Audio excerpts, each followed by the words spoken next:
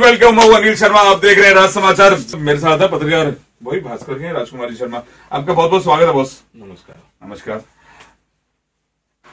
लोकसभा चुनाव आने वाला है, ठीक है, और सभी पार्टियां अपने अपने प्रतिनिधियों को डिस्ट्रिक्ट में भेज रही हैं। बीजेपी के भी आ चुके हैं, कांग्रेस के भी आ चुके हैं। जबरदस्त गुटबंदी। कांग्रेस वाले में तो भाई साहब जय जय जय जय हो रही है, यानी झगड़ा हो रहा है जी।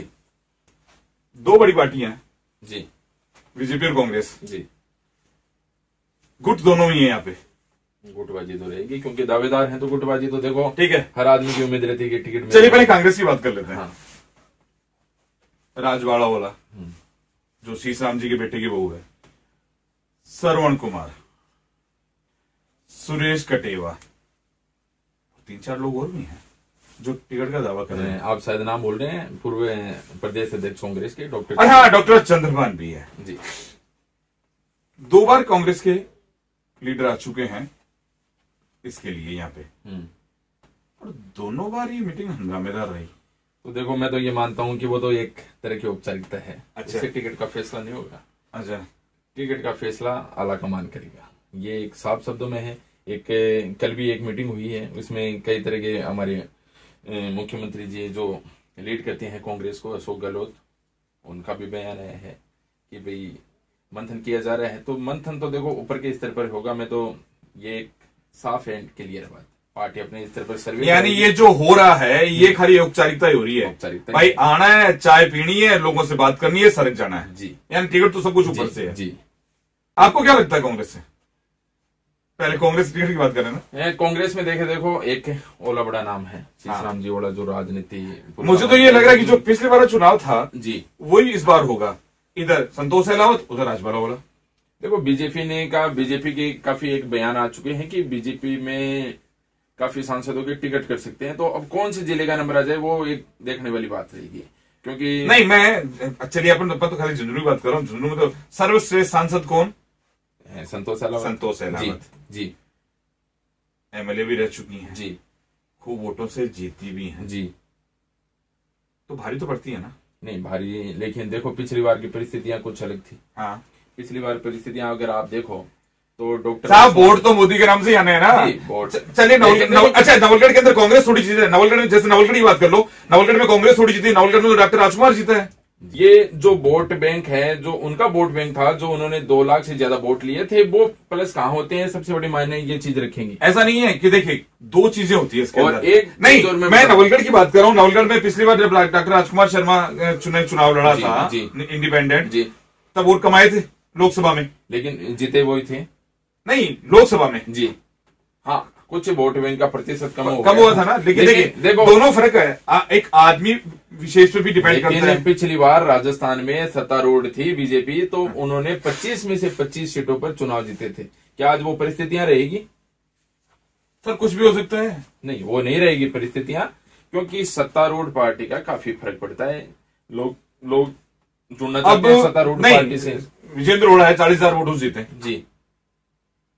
जीते ना जीते, तो पोजीशन तो अलग अलग होगी नहीं होगी। देखिए, एक तो सांसद का चुनाव होता है। देखिए क्या होता है कि जैसे मैं चुनाव लड़ रहा हूं, आप मुझे वोट दे सकते हैं, लेकिन अगर मैं चुनाव नहीं लड़ रहा, मैं किसी दूसरे को आपसे वोट कैसे दिला सकता हूं? बीजेपी तो, मैं ये आप सही कह रहे हैं, बीजेपी तो चुनाव लड़ेगी। वो मोदी एक बहुत बड़ा ब्रांड है हाँ। बीजेपी का। और डेफिनेट है कि लोग बीजेपी के कार्यकर्ता भी जाएंगे तो वो ये कहेंगे कि आप पार्टी को वोट मत दो, आप मोदी जी को वोट दो। मोदी जी के लिए ही वोट मांगती है बीजेपी। और डेफिनेट है कि मोदी जी सर्वे सर्वा है। साहब अपने डिस्ट्रिक्ट झुंझुनू की बात कर रहा हूँ। झुंझुनू के अंदर तो हर विधानसभा में किसी ना किसी ये नेता खड़ा हो गया तो इसी का पार्टी का मान के चलो कि आपका कहने का ये कहना चाह रहे हैं कि बीजेपी क्लियर है। तो मैं ये नहीं मानता हूँ कि बीजेपी अभी क्लियर है, क्योंकि देखो आप ये देखो कि काफी बीजेपी के एमएलए हारे हैं। साहब बीजेपी के एमएलए हारे हैं। हाँ। देखिए वो हारे हैं अपने पर्सनल कारणों से। मेरी बात सुनिए जी, पर्सनल कारणों से हारे हैं।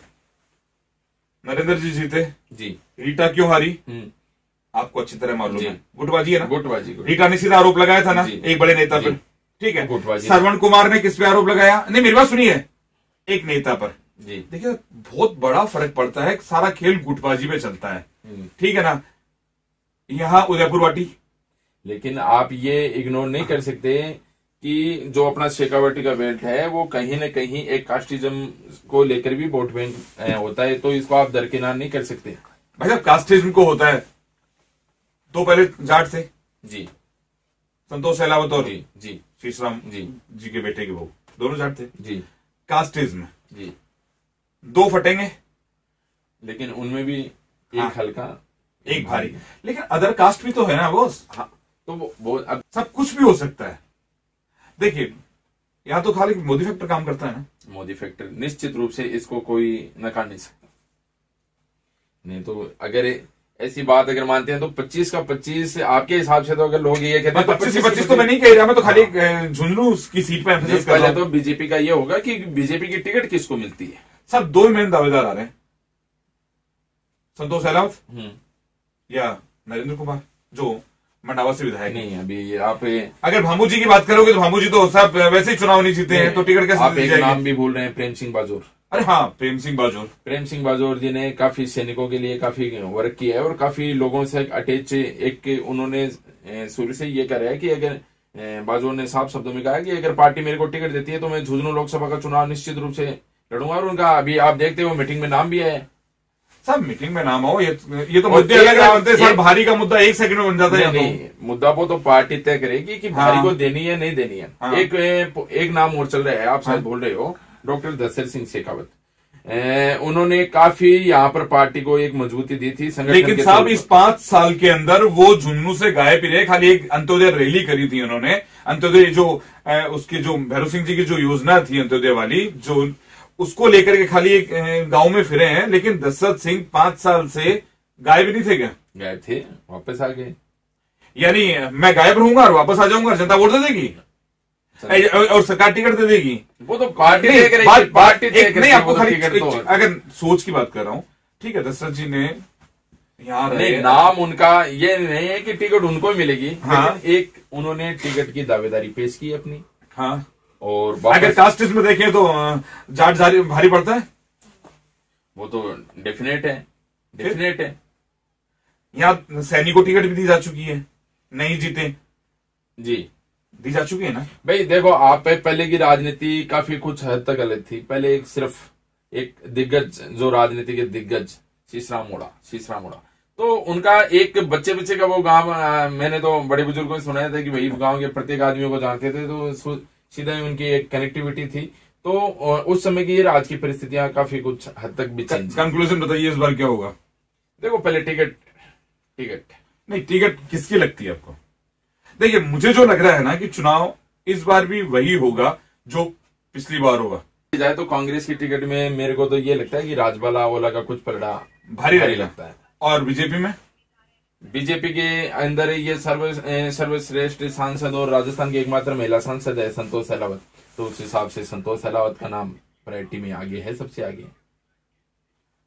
यानी बात वही है जो मैं कह रहा था, लास्ट में वही कह दिया कि दोनों ही चीजें हो सकती, कुछ भी हो सकता है। लेकिन ये हमारा एक कंक्लूजन था कि इस बार हो क्या क्या सकता है। कुछ नाम मुझे याद नहीं थे, जैसे दशरथ सिंह जी का नाम मुझे याद नहीं था, इन्होंने बता दिया। और प्रेम सिंह जी का बाजोर का नाम नहीं, अभी एक मंडावा से भी कोई एक साधु महात्मा का नाम कल आ गया है। उन्होंने बीजेपी के टिकट के लिए यूपी के मुख्यमंत्री हैं योगी आदित्यनाथ, उनसे भी वार्ता की है। तो अब देखो भाई, टिकट है, सब टिकट मांगने का हक सभी को है। हाँ, लेकिन और बीजेपी में तो ऐसा भी हो जाता है कि अमित शाह का जो संगठनात्मक काम है वो एक अपने स्तर पर बहुत एक खबर आई थी कि जो विधायक बन चुके हैं उनको टिकट नहीं मिलेगी। ये कांग्रेस की चर्चा है। कांग्रेस की पहले ये थी कि कैसे भी राजस्थान की सत्ता हासिल की जाए, और कुछ हद तक कांग्रेस उसमें सफल भी रही। और सत्ता है आज राजस्थान में कांग्रेस की सरकार है। उसे राहुल गांधी का भी, जो कांग्रेस के राष्ट्रीय अध्यक्ष है, उनका भी मनोबल 3 स्टेटों के साथ में बढ़ा है। देखिए सब किसका क्या मनोबल बढ़ा, वो तो बात की बात है कि जब चुनाव आएंगे, टिकटें बटेंगी, रिजल्ट जाएगा, तभी पता लगेगा। आपने राज समाचार से बात की, उसके लिए बहुत बहुत धन्यवाद।